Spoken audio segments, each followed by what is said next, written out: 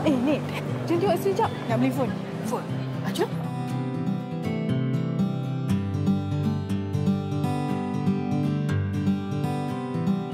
Thank you. Wi kan dah ada phone. Kenapa nak beli lagi? Ada lah, Nek. Jom, kita balik. Nek. Ya. Phone ni Wi hadiahkan untuk Nenek. Oh, Wi hadiahkan untuk nenek ya. Patut tadi tak cakap yang dia beli telefon.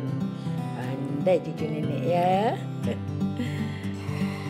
Tapi kan Wi, nenek tak pandai pakai telefon canggih-canggih ni. Alah, Nenek ni senang je lah. Mesti ni Wi ajarkan. Ya. Mula kita buka macam ni. Kan senang. Oh, dia main cuik-cuik je.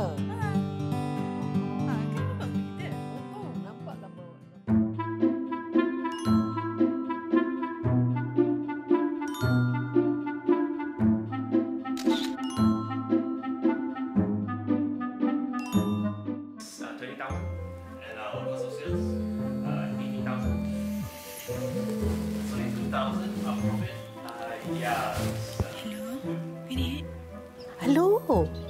Wi? Wi apa khabar? Ini Wi dalam meeting ni. TV kau lagi? So let's just go to Krabi. Really? Yes. We've always wanted to go there.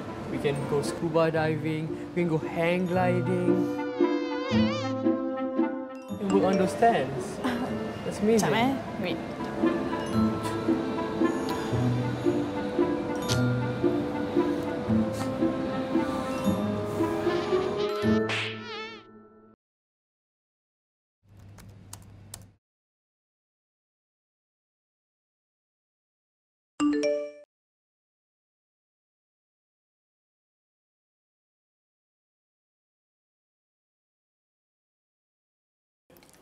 Wait.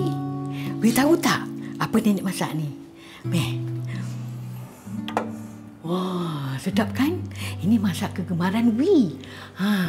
Tapi kan Wi janji tahu, Wi balik raya ni. Nenek rindu.